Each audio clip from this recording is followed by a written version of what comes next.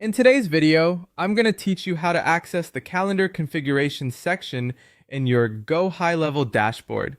To get started, open Google Chrome on your computer and go to your Go HighLevel dashboard login page.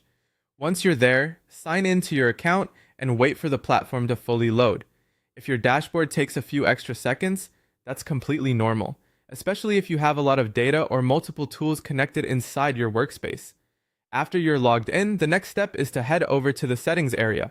You'll usually find this in the main navigation menu inside the dashboard. Click on settings to open the account and user-related options. This section is where you can manage personal details, staff settings, and other configuration areas connected to your account. From there, look for either Profile or My Staff, depending on the version of the platform you're seeing and the type of access you have. If you're updating your own user settings, Profile is typically the right place. If you're managing team members or staff accounts, you may need to go into My Staff instead.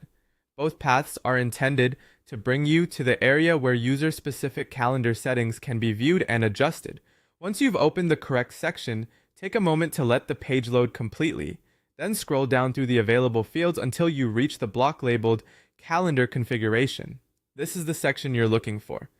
Depending on your screen size or browser zoom level, it may appear farther down the page, so just scroll steadily until you find it. If you don't immediately see the field block, make sure you're in the correct user profile or staff profile. In some cases, people look in the general settings page and miss the fact that calendar configuration is tied to an individual user record. It also helps to use Chrome at a standard zoom level so all settings display correctly.